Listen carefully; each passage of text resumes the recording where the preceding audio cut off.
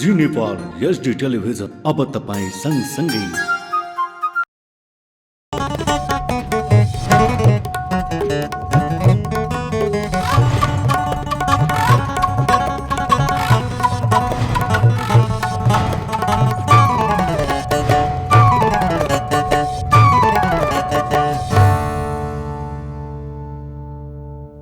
नमस्कार, जी नेपाल न्यूजमा यहाँलाई स्वागत छ। म खेमा जोशी। सुरु गरौं प्रमुख समाचारका शीर्षकहरूबाट। प्रधानमन्त्री दाहाल देउवा र नेपाल बीच भेटवार्ता। बुधबार 4 बजे 10 दलको बैठक बस्ने र मन्त्री परिषदलाई पूर्णता दिने सहमति।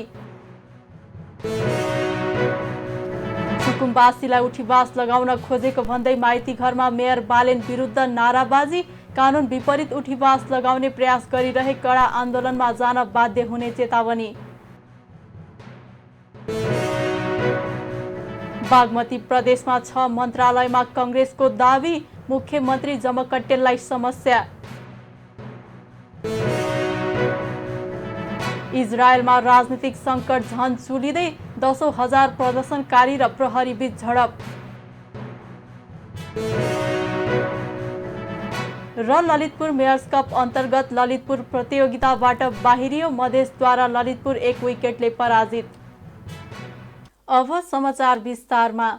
राष्ट्रपति रामचन्द्र पौडेलले जनताकै लागि सेवा गर्ने उच्चतम अठोटका साथ राजनीति अभिप्रेरित हुनुपर्ने बताउनु भएको छ। सोमबार काठमाडौँमा कांग्रेसका नेता स्वर्गीय नवीन्द्र राज जोशीको दोस्रो स्मृति दिवसका अवसरमा काठमाडौँ महानगरपालिका 19 याटका कुमारी मन्दिर परिसरमा निर्माण गरिएको जोशीको अर्धकदको प्रतिमा अनावरण कार्यक्रममा राष्ट्रपति पौडेलले जनताको सुख दुःख बुझेर जनताकै लागि सेवा गर्ने उच्चतम अठोट प्रतिबद्धता र समर्पणबाट राजनीति अभिप्रेरित हुनुपर्ने बताउनु भएको हो। राष्ट्रपति पौडेलले जोशीको असामयिक निधन मुलुक नेपालको प्रजातान्त्रिक आन्दोलन एउटा सिद्धान्तनिष्ठ राजनीतिक संगठन जोशी परिवार र आफ्नो लागि अपूरणीय क्षति भएको धारणा राख्नुभयो। राष्ट्रपति पौडेलले विभिन्न ओहदा पद र संस्थामा रहँदा आफ्नो चरित्रमा कतै दाग लाग्न नदिनुका साथै सदाचारिता र इमानदारिता नै जोशीको विशेषता भएको बताउनुभयो। नेपालको लोकतान्त्रिक आन्दोलनमा निर्भीक र निष्ठावान युवा नेताको नाम थियो नवीन्द्र राज जोशी। हाम्रो समाजमा र खास गरी राजनीतिमा सदाचारको खडेरी पर्न थालेको हो कि भनेर चिन्ता प्रकट भइरहँदा नवीन्द्रले विभिन्न ओहदा पद र संस्थामा रहँदा आफ्नो चरित्रमा कतै दाग लाग्न दिएनन्। उनको यो छवि आचरणशील तथा आदर्श राजनीति चाहने जो कोहीका लागि आशाको दियो हो। नवीन्द्रको अनुकरणीय विशेषता योग्यता मात्र थिएन, सदाचारिता र इमानदारी पनि उनका अनुकरणीय विशेषता हुन्। योग्यता, आचरणशील र इमानदारी यी तीनै कुराको बराबरी सङ्गम रहेका बिरलै मानिसमध्ये नवीन अव्वल दर्जामा थिए। नवीन्द्रको निष्ठा, प्रगतिशील दृष्टिकोण र सही कुराको पक्षमा दृढ रहने अडानका कारणले नवीन्द्र एक होनहार नेताका रूपमा देखिएका थिए। सरल, शालीन, मिलनसार र सहयोगी कुशल राजनीतिको छवि उनको पहिचान थियो। राजनीति समाज र जनताप्रतिको सेवा भावले ओतप्रोत हुनुपर्छ। जनतासँगको निरन्तर सान्निध्यतासँगै उनीहरूको सुख दुःख बुझेर उनीहरूकै लागि सेवा गर्ने उच्चतम अठोट प्रतिबद्धता र समर्पणबाट अभिप्रेरित हुनुपर्छ।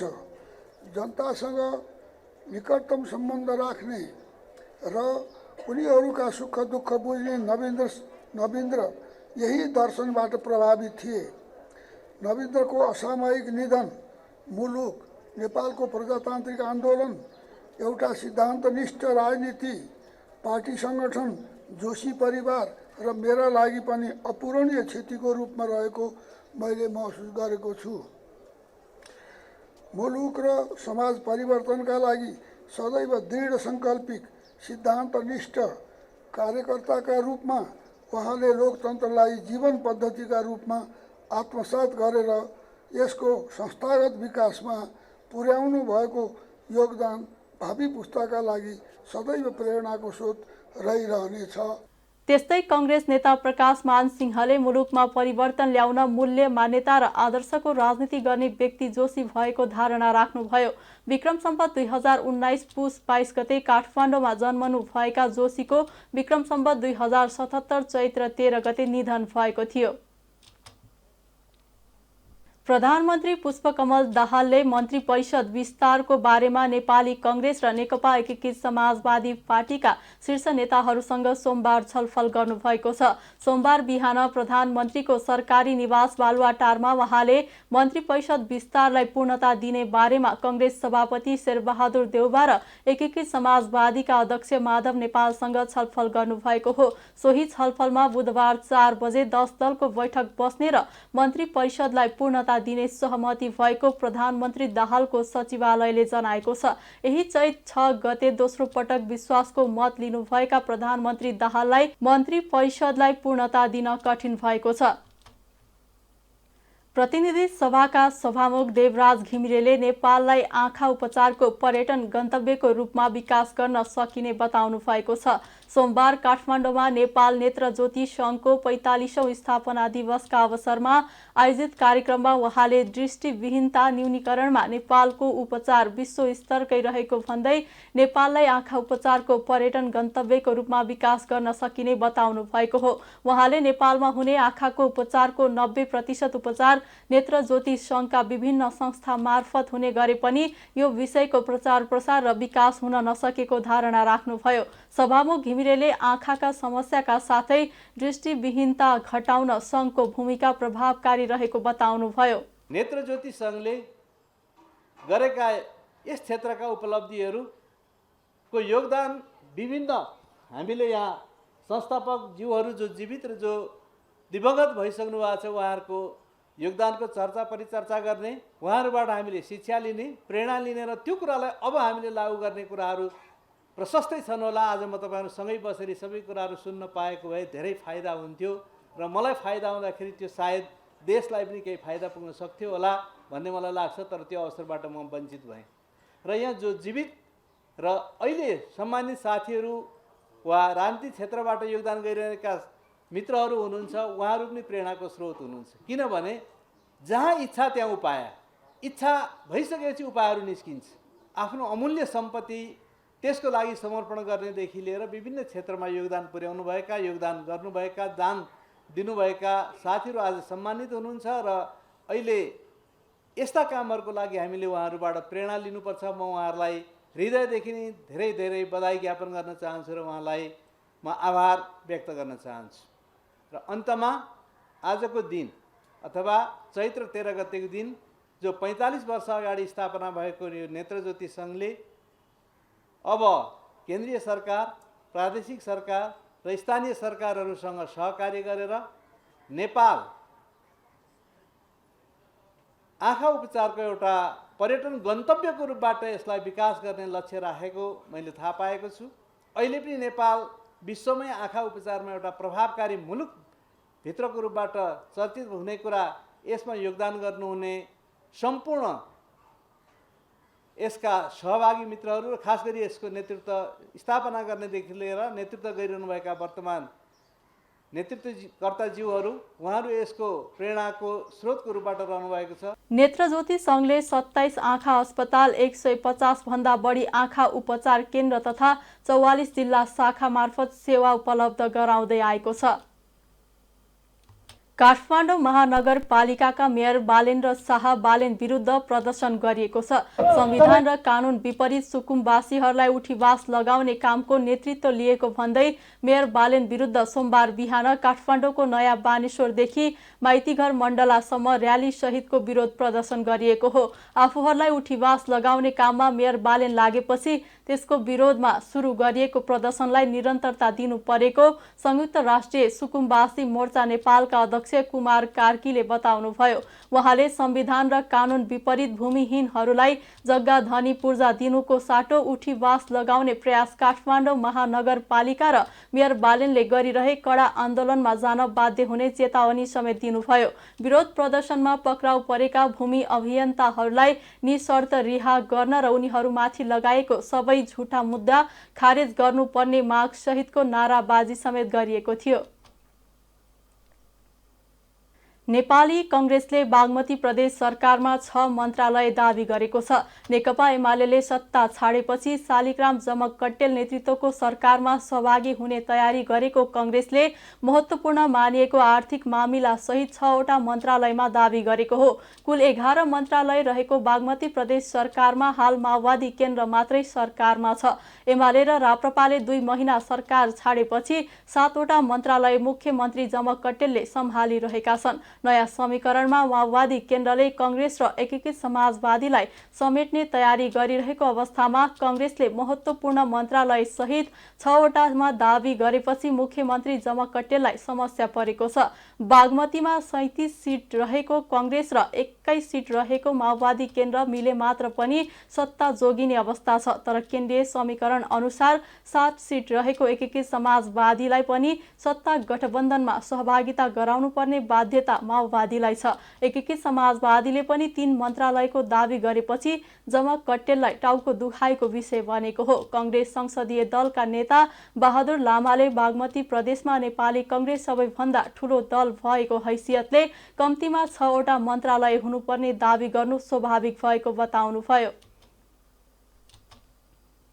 राप्रपा नेपालका अध्यक्ष कमल थापाले जघन्य अपराधमा अपराधीलाई उन्मुक्ति दिन नमिल्ने बताउनु भएको छ।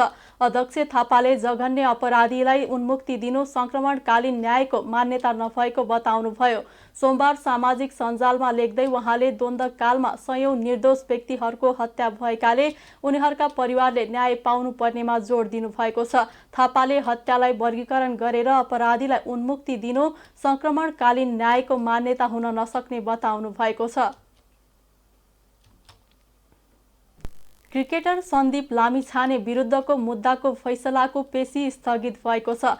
काठमाडौँ जिल्ला अदालतमा आजका लागि तोकिएको मुद्दाको पेशी सन्दीप पक्षको वकिलको निवेदनमा स्थगित गरिएको हो। बलात्कार आरोपको फैसलाका लागि थुनछेक आदेश गरेका न्यायाधीश माधव प्रसाद घिमिरेको इजलासमा उक्त मुद्दाको पेशी परेको थियो।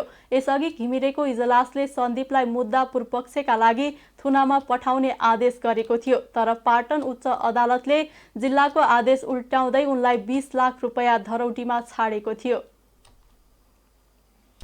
कोशी प्रदेशको नामाकरणको विरोधमा भएको प्रदर्शनमा घाइते भई मृत्यु भएका पदम लिम्बू लाजेहाङको परिवारलाई प्रदेश सरकारले 3 लाख रुपैयाँ उपलब्ध गराउने निर्णय गरेको छ। मन्त्री परिषदको सोमबार बसेको बैठकले लिम्बूको निधनप्रति दुःख व्यक्त गरेको छ। प्रदेश सरकारले घटनाको सम्बन्धमा संघीय सरकारद्वारा गठित छानबिन समितिलाई सहजीकरण गर्ने निर्णय गरेको छ। बैठकले प्रदेश प्रशिक्षण प्रतिष्ठान कल बलगुडीको निर्देशकमा प्रदेश सचिव कृष्ण सापकोटालाई जिम्मेवारी दिएको छ। बैठकले प्रदेश वातावरण संरक्षण ऐन 2076 र प्रदेश वन ऐन 2077 विधेयक प्रदेश सभामा पेश गर्न स्वीकृति प्रदान गर्ने निर्णय गरेको छ। आगामी वैशाख महिनाभित्र निर्माण सम्पन्न गरिसक्नुपर्ने नागढुङ्गा सुरुङ मार्ग निर्माणको काम आधा मात्रै सकिएको छ। कुल आयोजनामा अहिलेसम्म 50.15% भौतिक निर्माणको काम सकिएको नागढुङ्गा सुरुङ मार्ग निर्माण आयोजनाले जनाएको छ। अहिलेसम्म आयोजनाको कुल बजेट मध्ये 54.39% रकम खर्च भइसकेको छ। 4 कार्तिक 2076 मा सुरुङ मार्ग आयोजना निर्माण सुरु भए पनि मुआब्जा सहित पूर्व तयारीको काममा भएको ढिलाइले आयोजना निर्धारित समयमा नसकिने निश्चित भएको हो। अहिलेसम्म मुख्य सुरुङ मार्ग र फ्लाइओभरको संरचनाको काम नै धेरै बाँकी रहेकाले आयोजना तोकिएको समयमा भन्दा कम्तीमा 1 वर्षपछि धकेलिने निश्चित भइसकेको छ। तत्कालीन प्रधानमन्त्री केपी शर्मा ओलीले शिलान्यास गरेको 14 महिनापछि पुस 2077 मा सुरुङ मार्गमा खन्ने काम सुरु भएको थियो। 2.668 किलोमिटर लामो यो सुरुङ मार्ग वैशाख 2077 देखि सुरु गर्ने योजना थियो। समयमै मेसिन नआइपुगेको, सुरुङको मुखको जग्गाको मुआब्जा विवाद नसल्टिएको लगायत कारण देखाउँदै काममा ढिलाइ भएको थियो। सुरुङ मार्ग र पहुँच मार्गमा करिब 22 अर्ब खर्च हुने अनुमान छ। यसमध्ये 16 अर्ब 60 करोड जापान सरकारले 0.01% ब्याज दरमा 40 वर्षका लागि सहुलियत ऋण उपलब्ध गराएको छ। नेपाल सरकारले 5 अर्ब 53 करोड लगानी गर्ने यो सुरुङ मार्ग बनेपछि सिस्ने खोलाबाट 20 मिनेटमा काठमाडौँ आइपुगिनेछ। गृह मन्त्रालयले 4 जना प्रहरी नायब महानिरीक्षक DIGलाई प्रहरी अतिरिक्त महानिरीक्षक AIGमा बढुवा गर्न सिफारिस गरेको छ। सोमबार मन्त्रालयमा बसेको बढुवा समितिको बैठकले DIGहरू क्रमशः सन्दीप भण्डारी, सुदीप गिरी, मीरा चौधरी र टेक बहादुर तामाङलाई AIGमा बढुवा गर्न सिफारिस गरेको हो। प्रहरी महानिरीक्षक सदस्य सचिव हुने बढुवा समितिमा अध्यक्ष, गृह सचिव र सदस्यमा प्रधानमन्त्री तथा मन्त्री परिषदको सदस्य हुन्छन्। धीरज प्रताप सिंहले महानिरीक्षकबाट अवकाश पाएसँगै उनका ब्याजीहरूले अवकाश पाएका थिए। खाली रहेको 4 AIG पदमा सोमबार बढुवा सिफारिस गरेको हो। झापा र पर्साबाट लागु औषध सहित 2 जना पक्राउ परेका छन्। झापाको बिर्तामोड नगरपालिका 3 पुण्डरी चोकबाट अवैध लागु औषध ब्राउन सुगर जस्तो देखिने पदार्थ 16 ग्राम 800 मिलिग्राम सहित इलाम चुचाचुली गाउँपालिका 4 बस्ने 27 वर्षीय सुरेश लिम्बुलाई प्रहरले पक्राउ गरेको छ। प्रहरी चौकी बिर्ता बजारबाट खटिएको प्रहरले उनलाई उक्त पदार्थ सहित फेला पारी पक्राउ गरेको हो। पर्साको कालिकामाई गाउँपालिका 1 3 दुबिया गाउँ बस्ने 38 वर्षीय ब्रिजेश प्रसाद कुर्मीलाई अवैध लागु औषध चरेस जस्तो देखिने वस्तु करिब 10 केजी सहित प्रहरले पक्राउ गरेको छ। विशेष सूचनाको आधारमा इलाका प्रहरी कार्यालय पोखरियाबाट खटिएको प्रहरले उनको घर तलासी गर्दा उक्त परिणामको लागु औषध फेला पारी उनलाई पक्राउ गरेको हो। नेपाल नागरिक उड्डयन प्राधिकरण क्यानले नेपाल वायु सेवा निगमलाई स्पष्टीकरण सोधेको छ। निगमले मलेसियाको कोलालम्पुर नियमित उडानको सम्भावना हुँदाहुँदै चार्टर उडानको अनुमति माग गरेपछि क्यानले स्पष्टीकरण सोधेको हो। क्यानका महानिर्देशक प्रदीप अधिकारीले निगमले नियमित उडानका लागि मलेसियाको नागरिक उड्डयन प्राधिकरण समक्ष समयमै आवश्यक कागजात नबुझाउँदा उडानको अनुमति नपाएको जानकारी दिनुभयो। निगमले नियमित उडानको अनुमति नपाएपछि अहिले क्यान समक्ष चार्टर उडानका लागि अनुमति माग गरेको छ। निगमसँग सातामा 7 वटा नियमित उडान गर्न सक्ने प्रावधान बाँकी रहँदा पनि चार्टर उडान किन गर्नु परेको भन्दै स्पष्टीकरण सोधिएको उहाँको भनाइ छ। निगमका प्रवक्ता अर्चना खड्काले मलेसियाको नागरिक उड्डयन प्राधिकरण समक्ष समर शेड्युलका लागि मार्च 28 देखि उडान अनुमति माग गरेको बताउनुभयो। तर प्रक्रियामै रहेकाले अनुमति प्राप्त नभइसकेको उहाँको भनाइ छ। नेपाल र मलेसिया बीच सन् 2015 अप्रिल 3 मा द्विपक्षीय हवाई सेवा सम्झौता भएको थियो। सोही अनुसार नेपाली वायु सेवा कम्पनीले मलेसियामा सातामा 28 वटा उडान गर्न सक्छन्।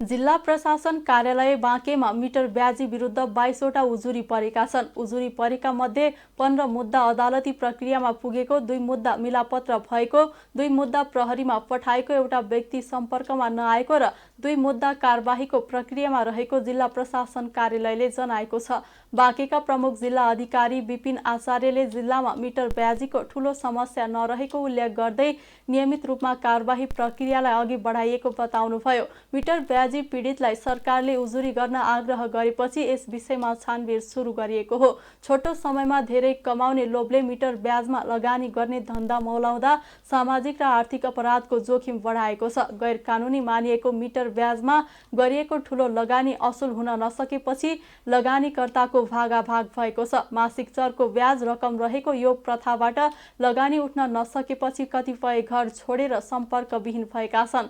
एकैजनाले 1 करोड रुपियाँदेखि 4 करोडसम्म डुबाएर भागेको पीडितले बताएका छन्। ब्याङ्क, वित्तीय संस्था र सहकारी संस्थाले भन्दा बढी ब्याज दिने तथा पाउने प्रलोभनमा विशेष गरेर पैसा भएका तर आर्थिक कारोबार सम्बन्धी ज्ञान नभएका मानिस पर्ने गरेका छन्। कर्जा लिएर मिटर ब्याजमा लगाउनेले समयमै ब्याज र किस्ता तिर्न नसक्दा ब्याङ्किङ क्षेत्रको कारोबारलाई असर पुगेको छ। मिटर ब्याजमा लगानी गरेको पैसा फिर्ता नआएपछि श्रीमान श्रीमती बीच विवाद भई उत्पन्न पारिवारिक विवादले सम्बन्ध विच्छेदसम्मको रूप लिएको देखिएको छ। परिवारमा एउटाले गरेको लगानी फसेपछि ऋण तिर्न र मुद्दाबाट जोगिनका लागि व्यवहारमा सँगै बसे पनि कानुनी हिसाबले सम्बन्ध विच्छेद गर्नेहरू पनि भेटिएका छन्। यसैबीच मिटर ब्याजीको विरुद्ध आन्दोलन गर्न काठमाडौँ पुगेका आन्दोलनकारीसँग सरकारले वार्ता थालेको छ। आन्दोलनकारी हिजो आइतबार मात्रै काठमाडौँ पुगेका हुन्। काठमाडौँ पुगेको थाहा पाउने बित्तिकै प्रधानमन्त्रीको निर्देशनमा गृह मन्त्रालयका सहसचिव जितेन्द्र बस्नेतको नेतृत्वमा एक टोलीले आन्दोलनकारी बसेको ठाउँमै पुगेर वार्ता थालेको छ। आन्दोलनकारी यति बेला माता तीर्थमा बसेका छन्। गत चैत 2 गते महोत्तरीको बर्दिवासबाट हिँडेका उनीहरू हिजो आइतबार दिउँसो मात्रै काठमाडौँ पुगेका हुन्। उनीहरू आफ्नो माग पूरा नभएसम्म काठमाडौँमा रहने बताएका छन्। कोहलपुर नगरपालिकाले नगरको योजना निर्माण तथा कार्यक्रम चयनमा भिजन कम्पिटिसन गराउने भएको छ। चालु आर्थिक वर्ष 2079-80 को कार्यक्रम अन्तर्गत कोहलपुरको समग्र विकासलाई समेट्ने गरी विज्ञ समूह तथा व्यक्तिलाई भिजन कम्पिटिसनमा सहभागी हुन प्रस्ताव माग गरिएको नगर प्रमुख पूर्ण प्रसाद आचार्यले बताउनुभयो। स्वदेश तथा विदेशमा रहेका विद्यार्थी, शोधकर्ता, सम्बन्धित क्षेत्रका विज्ञ, योजनाकार, स्वतन्त्र अन्वेषक, लेखक, बुद्धिजीवी, नेपाली नागरिक र सङ्घ संस्थाले उक्त प्रतियोगितामा भाग लिन सक्नेछन्।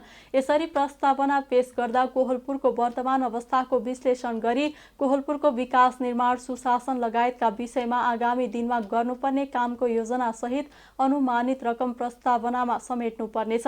नगरपालिकाको पूर्वाधार विकास, आर्थिक विकास, संस्थागत विकास, सुशासन, वातावरण तथा विपद व्यवस्थापनमा नवीनतम प्रविधिको प्रयोगका साथै सूचना सञ्चार एवं कुनै भए सो समेत उल्लेख गरी सो क्षेत्रको सुधारका लागि नगरपालिकाले अवलम्बन गर्नुपर्ने नीति एवं ठोस कार्ययोजना सहितको सुझाव पेश गर्नुपर्ने शर्त राखिएको नगरपालिकाका प्रमुख प्रशासकीय अधिकृत टीकाराम ढकालले बताउनुभयो। पेश भएका प्रस्तावनालाई नगरपालिकाले अध्ययन गरी संक्षिप्त सूचनामा परेका प्रस्तावक स्वयं नगरपालिकामा उपस्थित भई वा भर्चुअल माध्यमबाट प्रस्तुति गर्नुपर्ने नियम नगरपालिकाले बनाएको छ। नगरपालिकाको नीतिगत सुधारमा सघाउ पुग्ने प्रस्तावना मध्ये पहिलो, दोस्रो र तेस्रो हुनेलाई क्रमशः 1,50,000, 1,00,000 र 50,000 रुपैयाँ प्रदान गरिनेछ। प्रथम हुने प्रस्तावक वा विज्ञलाई कोहलपुर नगरपालिकाको सद्भावना दूत वा विज्ञ समूहमा नियुक्त गर्न सकिने नगरपालिकाले जनाएको छ। बाँकेको कोहलपुरमा समावेशी जीविकोपार्जनका लागि स्थानीय सरकार र सेवा प्रदायक बीच छलफल गरिएको छ। सीबीएम ग्लोबलको सहयोग तथा अपाङ्गता सशक्तिकरण एवं सञ्चार केन्द्र डेक नेपाल बाँकेको आयोजनामा भएको छलफलमा कोहलपुरका जनप्रतिनिधि, सहकारी, लघुवित्त, पालिका स्तरीय सञ्जालका सदस्यहरूको उपस्थितिमा कार्यक्रम गरिएको कार्यक्रम संयोजक पारस विकले जानकारी दिनुभयो। त्यस क्रममा सहभागीहरूले अपाङ्गता भएका व्यक्तिहरूको सवालमा उनीहरूको जीविकोपार्जनमा कसरी टेवा पुर्याउन सकिन्छ भन्ने विषयमा आफ्नो धारणा राखेका थिए। आर्थिक आय आर्जनका कार्यक्रमहरूमा अपाङ्गता भएका व्यक्तिहरूको पहुँच स्थापनाका लागि सबैको सहकार्य र सहयोग जरुरी रहेकोमा सबैको एकमत थियो। अहिले अपाङ्गता भएका व्यक्तिहरूको मुख्य सवाल नै उनीहरूको जीविकोपार्जन हो। त्यसका लागि स्थानीय सरकारले प्रभावकारी भूमिका निर्वाह गर्नुपर्नेमा धेरैको जोड थियो। कार्यक्रममा सहभागी कोहलपुर नगरपालिकाका प्रशासकीय अधिकृत टीकाराम ढकालले अपाङ्गता भएका व्यक्तिहरूको आय आर्जनमा टेवा पुर्याउने गरी नगरपालिका लागिरहेको बताउनुभयो। उहाँले त्यसका लागि केही बजेट समेत विनियोजन गरेको उल्लेख गर्नुभयो। अब अर्थ समाचार। लामो समयपछि शेयर बजार आज सोमबार बढेको छ। दिनभरको उतार चढावपछि शेयर बजार परिसूचक नेप्से आज 17.70 अङ्कले बढेर 1906 बिन्दुमा पुगेको हो। आज लघुवित्त समूहको शेयर सामान्य घटेको छ भने अरू समूहको शेयर बढेको छ। बजार खुलेदेखि नै ओह्रालो लागेको बजार दिउँसो 2:30 बजेदेखि बढ्न थालेको थियो। आज बजारसँगै कारोबार रकममा पनि सामान्य सुधार आएको छ।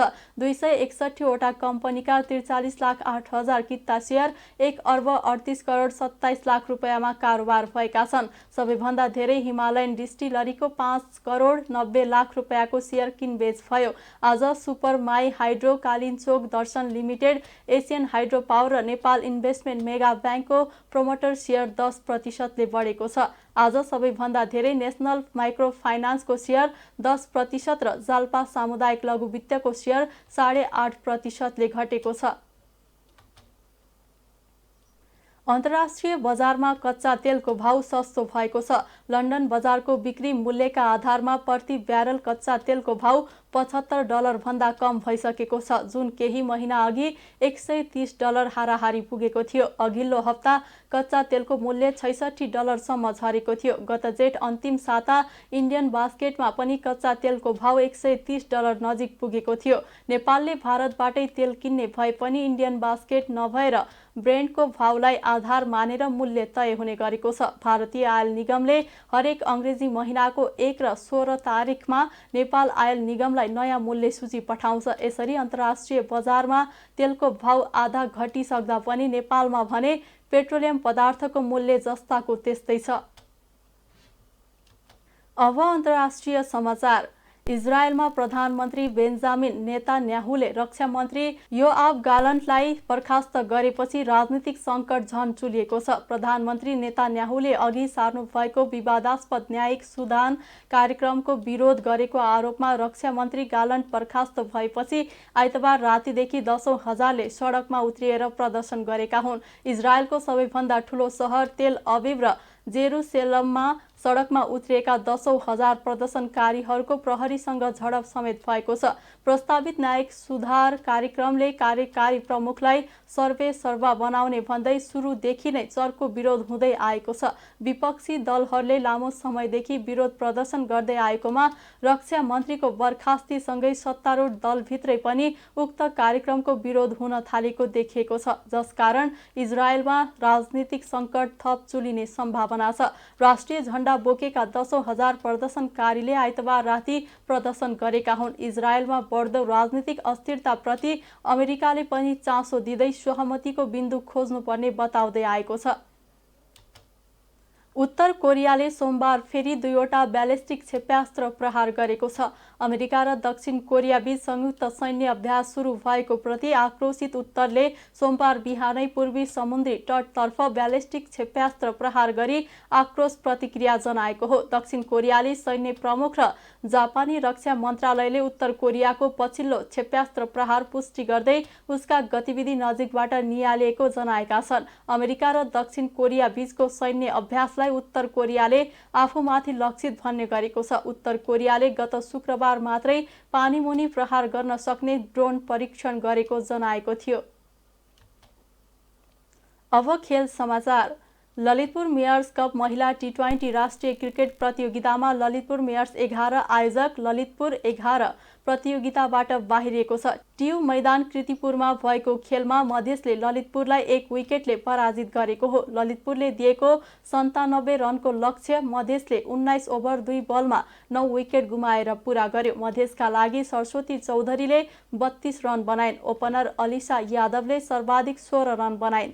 सीमा कुवरले 15 रन बनाइन्। ललितपुरका लागि सोनी पाखरिन र कृतिका मरासिनीले समान 2-2 तथा कप्तान अस्मिना कर्माचार्य र मनिषा उपाध्यायले समान 1-1 विकेट लिइन्। त्यसअघि टस जितेर पहिले ब्याटिङ गरेको ललितपुर मेयर्स 11ले 20 ओभरमा 5 विकेट गुमाएर 96 रन बनाएको हो। ललितपुरका लागि सोनी पाखरिनले सर्वाधिक 34 रन बनाइन्। सोनीले 43 बलमा 3 चौकाको सहयोगमा 34 रन बनाइन्। लक्ष्मी चौधरीले 27 बलमा 23 रन बनाउँदा सृष्टि जैसीले अभिजित 15 रन बनाइन्। मधेसका लागि सरस्वती कुमारीले 2 तथा रोजी कडारी, अनुराधा चौधरी र कप्तान कविता गौतमले समान 1-1 विकेट लिइन्। जितसँगै मधेस चौथो स्थानमा छ। पेरिस ओलम्पिकका लागि महिला फुटबलको एसिया छनौटको पहिलो चरणका खेल चैत 22 र 25 गते काठमाडौँमा हुने भएको छ। अखिल नेपाल फुटबल सङ्घ एन्फाले सोमबार काठमाडौँमा पत्रकार सम्मेलन गर्दै एसिया छनौटको पहिलो चरण अन्तर्गत नेपाल र भियतनाम बीचको 2 खेल नेपालमा आयोजना हुने जानकारी गराएको हो। प्यालेस्टाइन र अफगानिस्तानले नाम फिर्ता लिएपछि नेपालले भियतनामसँग मात्र खेल्ने भएको हो। समूह सीमा नेपालसँगै भियतनाम, प्यालेस्टाइन र अफगानिस्तान रहेको थियो, तर यस समूहबाट प्यालेस्टाइन र अफगानिस्तानले नाम फिर्ता लिएको एन्फाले जनाएको छ। त्रिपुरेश्वर स्थित दशरथ रङ्गशालामा नेपालले भियतनामसँग 2 खेल खेल्ने एन्फा प्रवक्ता सुरेश शाहले जानकारी दिनुभयो। एसिया छनौटको शीर्ष टोलीले दोस्रो चरणमा स्थान बनाउनेछन्। छनौटका लागि राष्ट्रिय महिला टोलीका मुख्य प्रशिक्षक अनन्तराज थापाले सोमबार नै 33 सदस्यीय प्रारम्भिक टोलीको घोषणा गरिसक्नु भएको छ। खेल समाचारसँगै हामी जी नेपाल न्युजको अन्त्यमा आइसकेका छौँ। जाँदा जाँदै प्रमुख समाचारका शीर्षकहरू पुनः एकपटक। प्रधानमन्त्री दाहाल देउवा र नेपाल बीच भेटवार्ता। बुधबार 4 बजे 10 दलको बैठक बस्ने र मन्त्री परिषदलाई पूर्णता दिने सहमति। सुकुम्बासीलाई उठीवास लगाउन खोजेको भन्दै माइती घरमा मेयर बालेन विरुद्ध नाराबाजी। कानुन विपरीत उठीवास लगाउने प्रयास गरिरहे कडा आन्दोलनमा जान बाध्य हुने चेतावनी। बागमती प्रदेशमा 6 मन्त्रालयमा कांग्रेसको दाबी। मुख्यमन्त्री जमकट्टेललाई समस्या। इजरायलमा राजनीतिक सङ्कट झन चुलिँदै 10,000 प्रदर्शनकारी र प्रहरी बीच झडप। र ललितपुर मेयर्स कप अन्तर्गत ललितपुर प्रतियोगिताबाट बाहिरियो मधेसद्वारा ललितपुर 1 विकेटले पराजित। प्रमुख समाचारका शीर्षकसँगै अहिलेका लागि जी नेपाल न्युज सकियो। ताजा समाचार र मनोरञ्जनका लागि जी नेपाल 4K टेलिभिजन हेर्दै गर्नुहोला। नमस्कार।